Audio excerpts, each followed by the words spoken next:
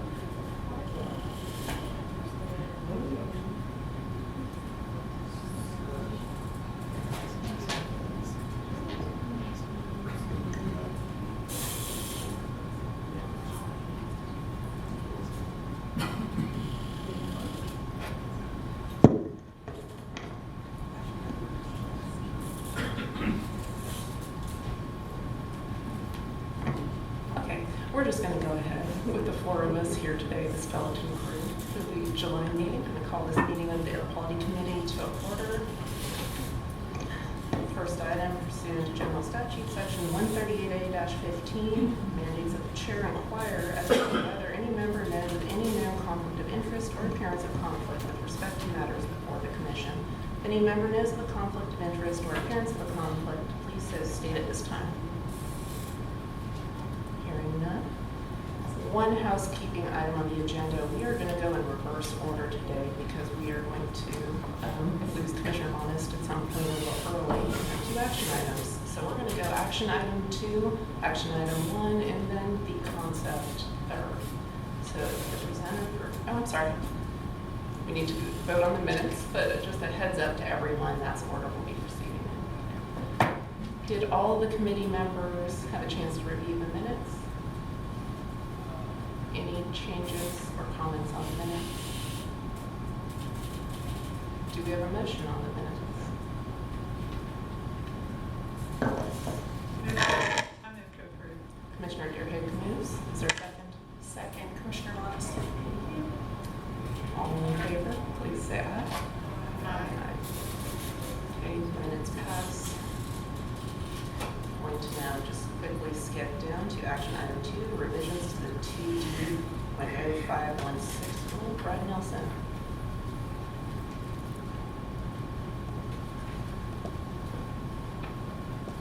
I should also note that Commissioner Bailey won't be joining us today because she's out of town, and Commissioner Lazard expressed her regrets that she would have to miss this meeting today due to work conflicts.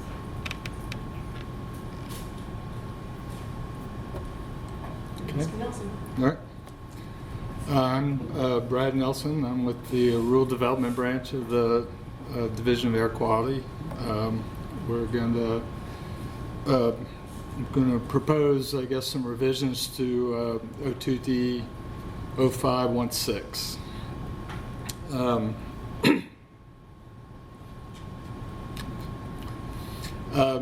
This rule was put in place, I guess, is to help the state maintain the national ambient air quality for SO2. In 1977, the 2.3 pound per million BTU emission standard was adopted. And the reason we're here is there was the EMC saw a declaratory ruling where they concluded that the plain language of the O2D 0516 did not prohibit the use of supplemental fuels, including natural gas, to increase the heating value to achieve a compliance with the 2.3 pound per million BTU standard. So what the DAQ is proposing to clarify in the rule that the use of supplemental fuel beyond what is needed for combustion is not a means for meeting compliance with the SO2 standard. We put together a work group with some DAQ folks from permitting and compliance, and we came up with some changes to the rule as provided on the website. What we've done is we've revised paragraph A to include, to clarify that air pollution control devices are a source of combustion. We also took parts of the previous paragraph A and divided it into different parts just to make it easier to read for the user. And then we added a third subpart in this new paragraph B that says that the use of supplemental fuel to increase the heating value for means of compliance is prohibited. And then the old paragraph B is now paragraph C. We did a regulatory impact analysis on the rule. This revision only affects one facility.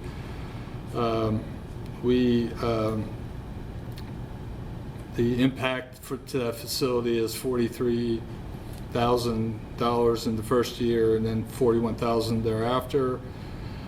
We estimated the benefits of this rule using COBRA, which is a EPA co-benefit risk assessment health impact screening and mapping tool. And that ranged from $10,000 to $22,000 at a 7% discount rate. And the RA has not been approved yet, but we're currently working with OSBM on approving that. So here I'm presenting the draft rules to the AQC. We plan to, if you approve the rules, we'll plan to go to public hearing or request for a public hearing in September. Does anyone have any questions? Questions from the committee? And Commissioner McAdams, thanks for joining us today. I know you're not on the committee, but if you have any questions, jump in too. I want to commend the Division of Air Quality for moving this forward so rapidly. This is well done. Any questions? Mr. Deerhake. Thank you. I would like to ask if the draft language, can that put the draft language up there, or is it? No? If you don't have it? I don't have. It's not up currently up on the or is on the screen here. I have a text right here. In the revised B1, it says sulfur dioxide formed by the combustion of sulfur in fuels, waste, ores, and other substances shall be included. Is waste defined anywhere? Is it broad enough that it captures waste gases? Yes. The term waste includes both gaseous, liquid, and solid waste. Just like the term in here, fuels, also includes the three states of fuels that can be used. I discussed that term, I guess, with the permitting compliance groups, and they felt it was broad enough that that it would fall under this particular facility has a tail gas that comes off a separator, and that is what's being combusted in the flare, and that they would either consider that a waste or it would fall under other substances. They believe so. They believe that captures. I just wanted to be on the record to make sure y'all felt that you had the right coverage on that. Yes, Okay. I think. I personally, I think would have said waste gases or something, but that's okay. About the COBRA tool, could you explain why that was used instead of BINMAP? The COBRA tool allowed us to put in, I guess, more of the pollutants that were being reduced, because the COBRA include both NOx, VOCs, that would also be, I guess, reduced from not burning the excess natural gas. There would be some pollution savings there.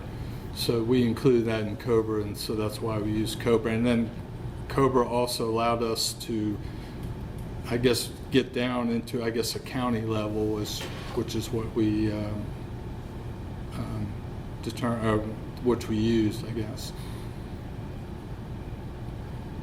And the prediction of PM, it predicts PM, right? PF? Yeah, it also includes PM, yes, in that. That's all PM, including PM particulates that are secondary particulates, aerosols? Yeah, it's PM 2.5, and we assumed that all PM from the combustion would be PM 2.5. Including the secondary particulates like the aerosols, the ammonium sulfate, ammonium nitrate. I think it captures that. Right, Ed. Yeah, I believe there was an ammonia portion in there, but we didn't include any emissions for that. Well, what I'm saying is, you'll have ammonia occurring in the atmosphere, and if you're adding sulfur dioxide to it, you're enabling the production of ammonium nitrate or ammonium sulfate. Mm-hmm. So Okay. that's why I was wondering if you were able to carry that prediction to that level. No, we did not. Just the primary pollutants. And the other question that came to mind was, is there a disposal cost for the iron, the spent iron that's used in the iron sponges?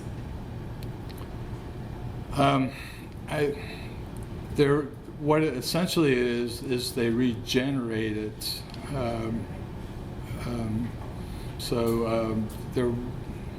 I guess the iron sponge that I saw, I guess it was a regeneration cost, and it was included in the cost that we had, I guess. So it's never disposed of.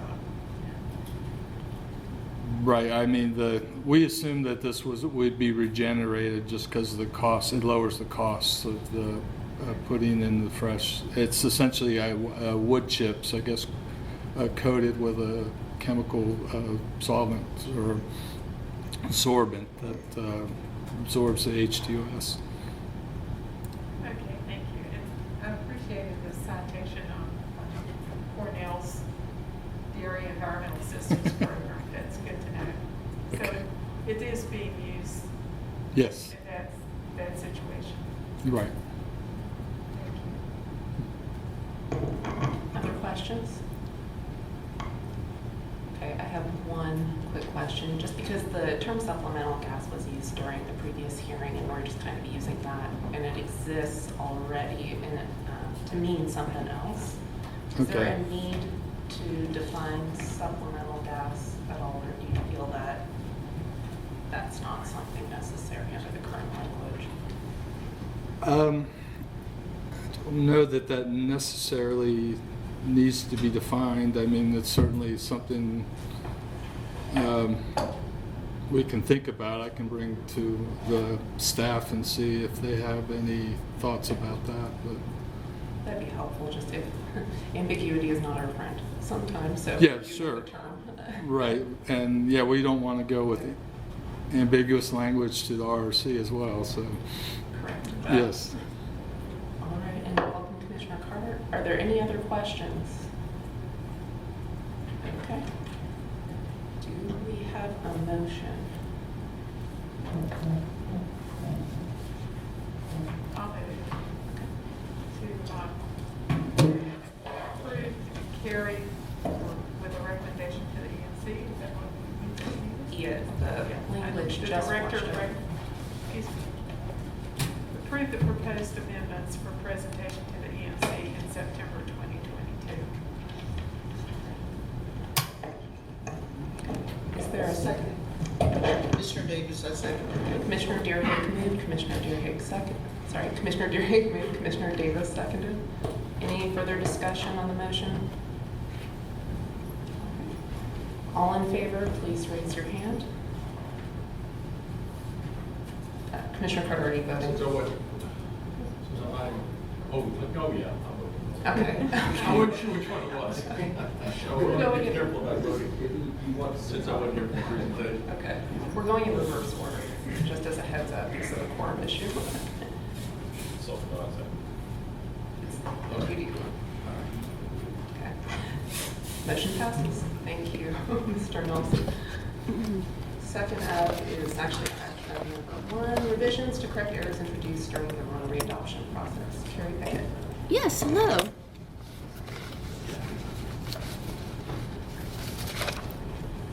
All right, so we already had a concept presented on this topic.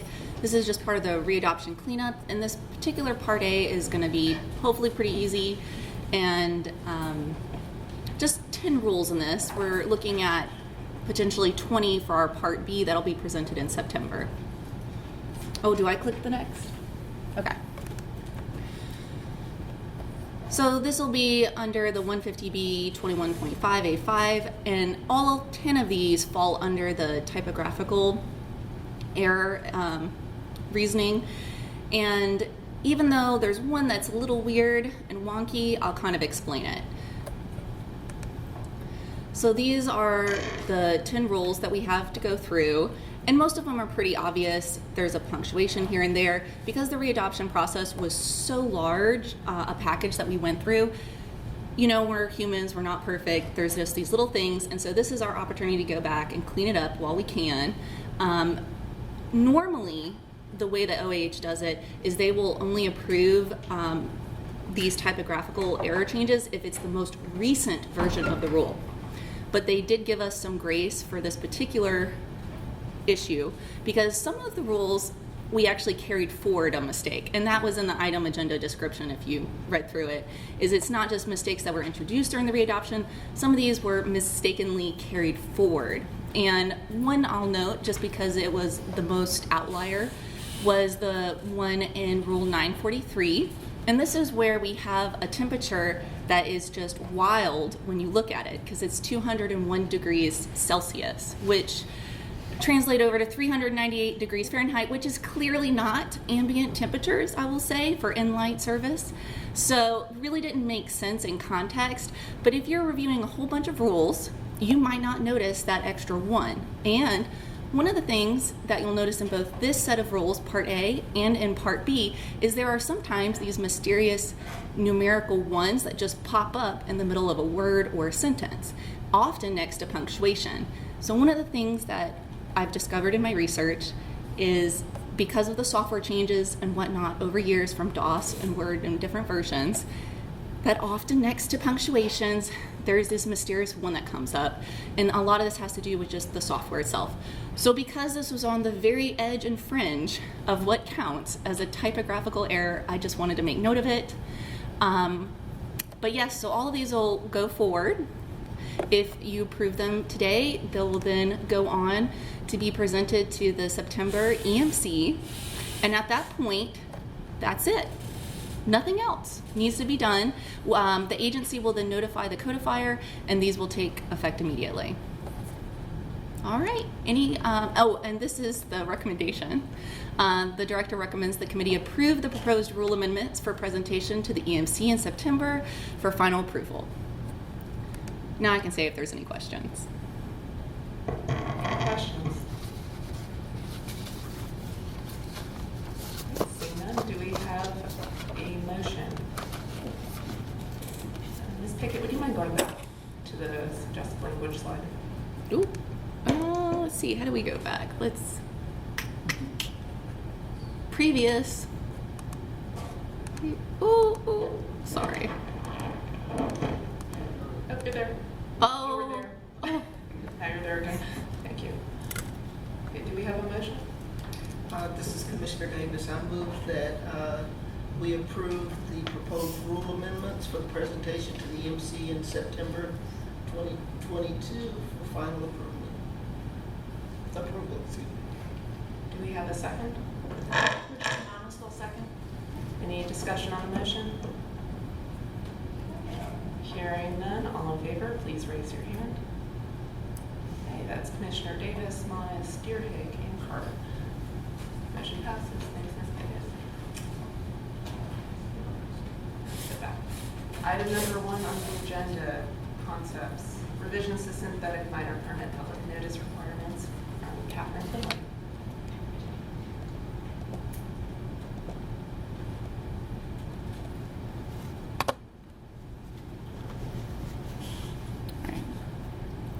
Good afternoon, Commissioners. I'm Catherine Quinlan with the Rules Development Branch of the Division of Air Quality, and I'll be presenting a concept for some upcoming revisions to our synthetic minor permit public notice requirements.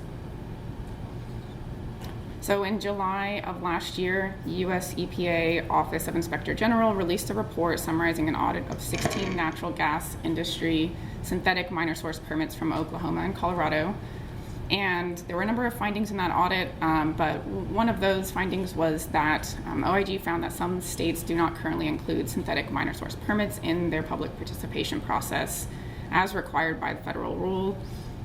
And so they recommended that EPA identify all state, local, and tribal agencies with permit programs that do not adhere to the public participation requirements for synthetic minor facilities, and that they take appropriate steps to assure adherence. So the Office of Air and Radiation at EPA provided a response to that recommendation from the Inspector General. And they said that they would work with the EPA regional offices to identify agencies with program regulations that don't meet the applicable EPA regulations and guidance with respect to the public participation process for synthetic minor permitting. And they plan to complete that July of 2022. And then they will take appropriate corrective steps for the identified agencies, which may potentially include informal engagement. And they plan to complete that by December of 2023. So North Carolina's requirements, synthetic minor facilities are issued permits under the minor source permitting program procedures in our 2Q 300 rules. And except for the activities and sources specifically listed in Rule 2Q 306A, North Carolina's air quality rules don't currently require public notice for minor source permits that are issued under the 2Q 300 rules, and so that would include the synthetic minor source permits. So DAQ is proposing revisions to the public notice requirements in 15A and CACO2Q 300 to provide opportunity for public participation in the permitting process for synthetic minor facilities. So far we've reviewed our rule history and researched similar equivalent requirements in neighboring states' regulations, and we've informed EPA Region 4 of our intent to revise our rules for synthetic minor facility permits. And so going forward, we're going to continue to correspond with EPA to remain informed of any further guidance regarding their minor source permit public notice requirements to make sure that we are going to satisfy the guidance and regulations.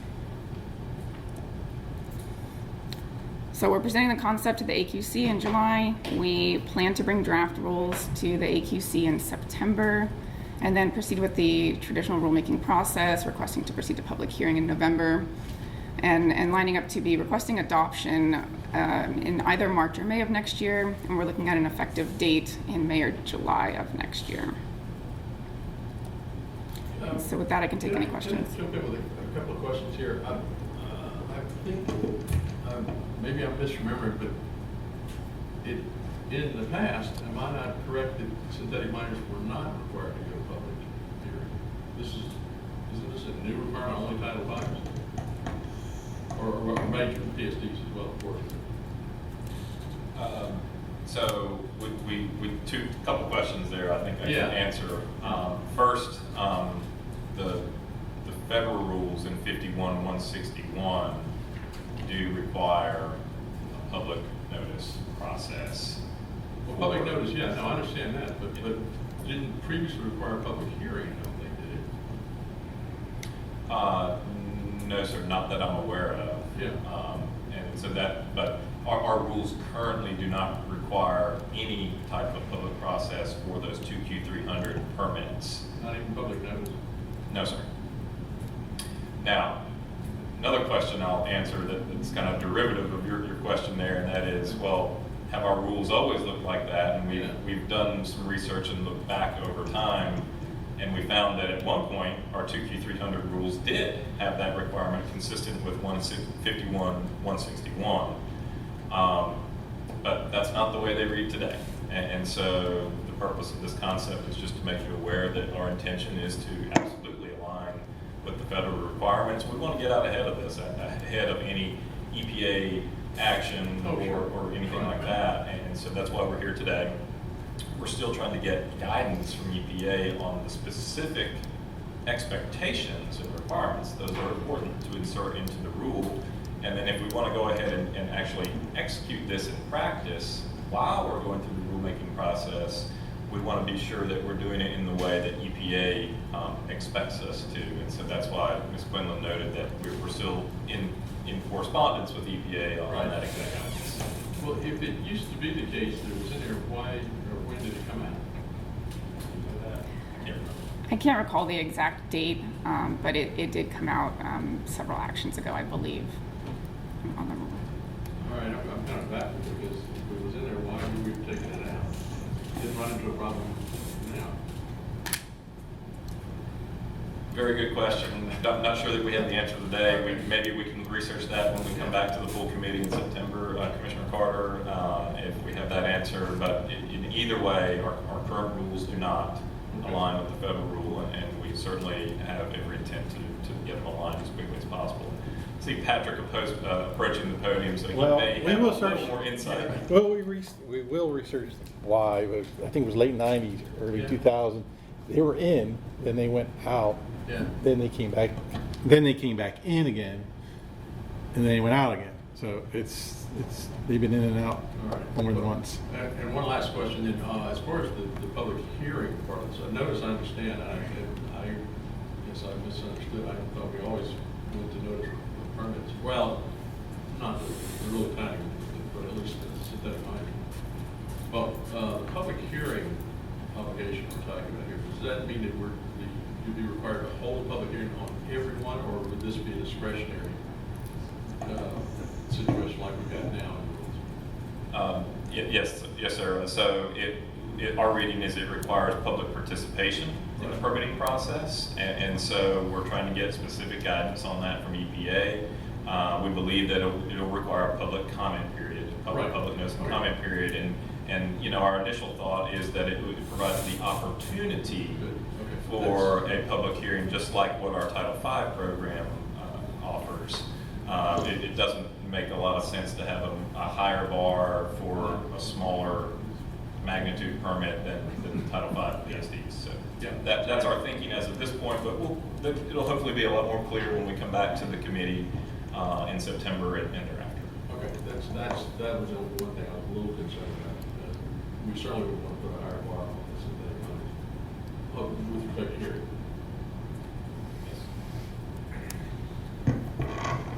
Other questions? Okay, thank you. Thank you.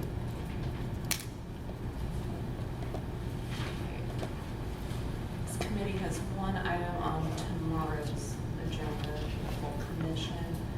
Director Anderson, would you like to offer any remarks? Sure, thank you, Madam Chair, and good morning, everyone.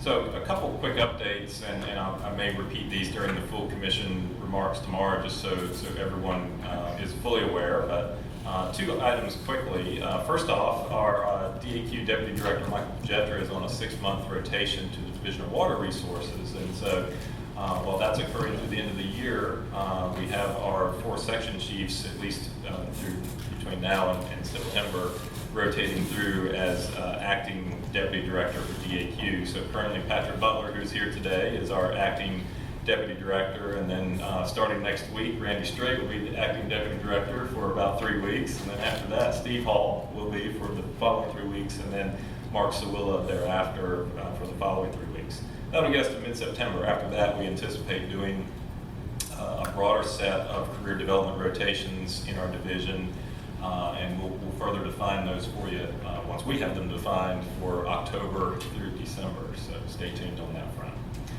And then I'll talk a little bit about it tomorrow, but we're working really hard as a division. Our entire management team is on staffing issues. We currently stand at 41 vacancies in the Division of Air Quality. That's 20% of our total positions. And so we're working really hard on that across all work units, and we're experiencing a lot of retirements. It's not a surprise. It's something we've been planning for through a lot of our continuity planning for many years, but also experiencing some unexpected resignations as well. And so speaking of retirements, I get to slightly embarrass Patrick Nolson here today, someone that the commission knows very well.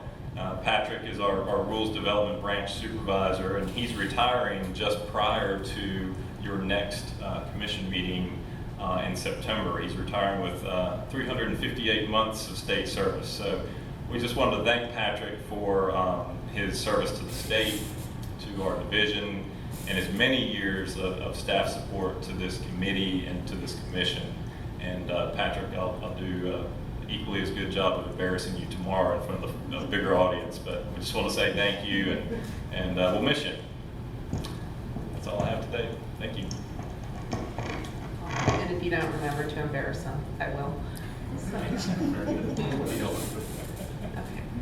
Well, I think we're actually going to end early. The next meeting of the Air Quality Committee is scheduled for September 7th. It will be time to be determined and hopefully back in this room, and meeting adjourned.